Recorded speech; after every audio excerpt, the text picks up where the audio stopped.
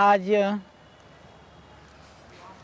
हम आपके लिए एक और बहुत ही दिव्य पुष्प जो भरपूर है औषधीय गुणों से, जो प्रतीक है प्रेम का, शायद इस पुष्प को देखने से आपको कुछ महसूस करा दें। यह फूल आपके हृदय के तारों को झंकृत कर दें। यह फूल, इसका नाम है गुलाब। गुलाब का यह पुष्प रोज़ सेंटिफोरिया और रोज़ डेमस्केना, यह दो इसकी प्रजातियां हैं। यह रोज़ का फ्लावर, यह गुलाब का पुष्प, कि गुलाब की इत्र, गुलाब के फूल, गुलाब की खुशबू, इसके शब्द ही कुछ ऐसे हैं कि हमें खुशी से भर देते हैं।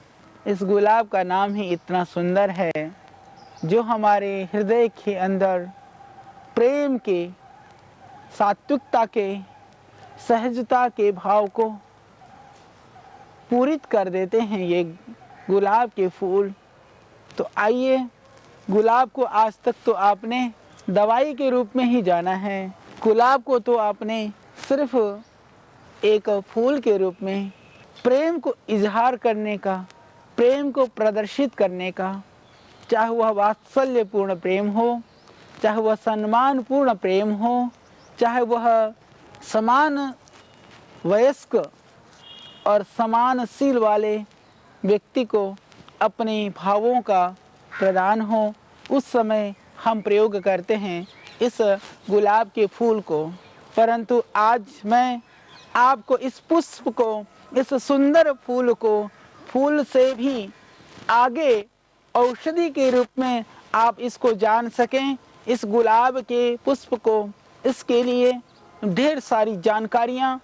गुलाब का पुष्प जो इसका जो प्रथम गुण है वह यह है कि यदि आप इस रोज़ फ्लावर को घर पे लगाते हैं, आप देखना जिनके घरों में गुलाब के फूल लगे होते हैं, हालांकि गुलाब की एक और प्रजाति होती है जो देखने में तो बहुत ही सुंदर होती है, परंतु उसमें खुशबू नहीं होती है। और ये जो प्रजाति है जिसके पास में मैं बैठा हूँ, यह वह प्रजाति है जिसके वास्तव में इस पुष्प के अंदर बहुत ही खुशबू है। आज हमारे देश के अंदर गुलाब की बहुत सारी प्रजातियाँ, बहुत सारे रंग, मैं समझता हूँ कि 400-500 प्रकार से भी ज़्यादा तरह के गुलाब की हमारे यहाँ आज खेती की जाती है और विदेशों में भी हम इसको भेजते हैं, आज सप्लाई करते हैं। यह एक इनकम का, एक आमदनी का भी एक बहुत ही अच्छा स्रोत बन गया है।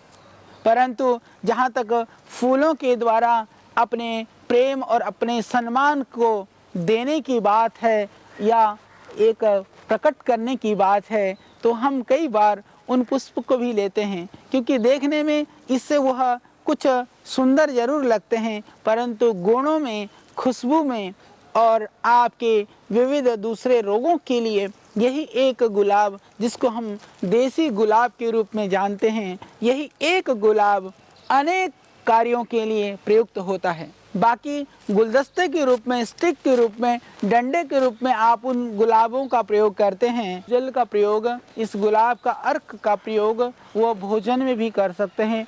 अपने सौंदर्य वर्धक संसाधनों के लिए भी गुलाब जल की जो मालिश है, चंदन और गुलाब जल को घिस करके यदि आप पूरे शरीर में लेप करते हैं, तो उससे आप देखते हैं कि आपकी जो खुशबू है, आपकी शरीर की स्किन की जो रूखापन है, त्वचा की जो रुक्षता है, वह भी आप दूर कर सकते हैं। तो गुलाब जल में चंदन को घिस करके आप माथे पे लगाते हैं, तो उससे आपकी मस्तिष्क की जो शांति है वह बढ़ जाती है, कांति भी बढ़ जाती है और रोग की भी मुक्ति हो जाती है। तो यह बहुत ही लाभकारी है। और जिनको माइग्रेन हो, सर दर्द रहता हो, उनको हमेशा चंदन को गुलाब जल में घिसकर लगाना चाहिए माथे में टीका लगाने मात्र से भी आपकी जो अंदर की जो ऊर्जा है वो जागृत होने में इससे मिलता है सहयोग।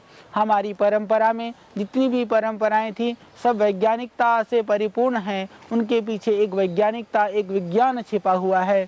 हम उस रहस्य को समझें कि जो आज्ञा चक्र के अंदर ये जो हमारा जिसको थर्ड आई बोलते हैं, तृतीय नेत्र वाली जो जगह है, यदि वहाँ पर आप लगाते हैं तिलक गुलाब जल और चंदन मिला करके, तो आप देखिए जो आपकी जो चंचल वृत्ति है, अशांत मन है, वह शांत होने लगता है। उसके लिए भी आप उसको लगा सकते हैं। यह तो बात हुई गुलाब के कुछ प्रयोगों के संदर्भ में।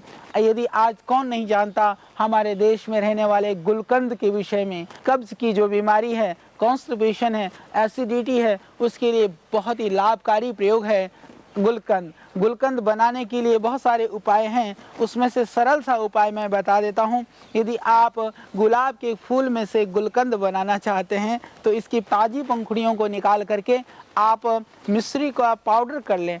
1 किलो ताज़े पुष्प के अंदर 2 किलो मिश्री या चीनी को आप मिला दें। मिला करके फिर उसको हाथ से एक बर्तन में या किसी चीज़ में थोड़ा थोड़ा उसको रगड़ लें। अच्छी तरह से उसको रगड़ने से इसके अंदर जो जलीय अंश है वह उसमें मिलने लगता है, वो गीला गीला सा हो जाएगा। गीला गीला सा होने के बाद में आप उठा करके उसको एक कांच के बर्तन में या एक चीनी या मिट्टी के बर्तन में डाल करके आप रख दीजिए धूप के अंदर। आप रख दीजिए धूप में, तो धीरे धीरे वो चीनी या मिश्री पानी बनने लगेगा और उसको थोड़ा सा आप 2-4 दिन में हिला दीजिए। और यदि आप चाहते हैं कि उसमें थोड़ा सा और भी अच्छा बनाना है तो थोड़ी सी आप सौंफ या थोड़ी सी उसके अंदर दालचीनी भी आप बुरक सकते हैं। यह तैयार हो गया आपका गुलकंद। 1 चम्मच दे दीजिए, जिसको कब्ज है छोटे बच्चों को दे दीजिए। इससे एसिडिटी ठीक हो जाएगी, इससे गैस्ट्रिक ट्रबल ठीक हो जाएगा, इससे जो पेट का इन्फेक्शन है या कॉन्स्टिपेशन है वह भी ठीक हो जाएगा। और इससे आँखों की रोशनी बढ़ेगी। तो कब्ज के लिए, एसिडिटी के लिए, अल्सर के लिए गुलाब का गुलकंद अत्यंत लाभकारी है। जिनको भयानक एसिडिटी बनती हो, रात को सोते समय 1 चम्मच गुलकंद वह दूध के साथ ले लें, एसिडिटी कम हो जाएगी। हालांकि बाजार में भी बना बनाया गुलकंद भी मिलता है। आप गुलकंद का सेवन करके बहुत सारी बीमारियों को दूर कर सकते हैं और बहुत सारी बीमारियों से भी बच सकते हैं। और खाने में भी बहुत ही अच्छा लगता है गुलकंद, और इसका आप ज़रूर सेवन करिए। और मैंने तो आपको गुलकंद बनाने की बिल्कुल सरल विधि से भी आपको परिचय करा दिया है। तो गुलकंद के द्वारा आप दूर करिए अपने रोग को। गुलकंद को आप भोजन के साथ चटनी की तरह भी खा सकते हैं, वह भी अच्छी लगती है। तो उससे भी आपकी पेट की जो समस्या है वह दूर हो जाएगी। तो इसके अतिरिक्त जिनको कब्ज की शिकायत रहती हो, उन कब्ज के रोगियों के लिए मैं आपको एक चमत्कारिक प्रयोग बताता हूँ। यदि त्रिफला चूर्ण 50 ग्राम है तो आप गुलाब का फूल 20 ग्राम 25 ग्राम यानी उससे आधी मात्रा में पाउडर कर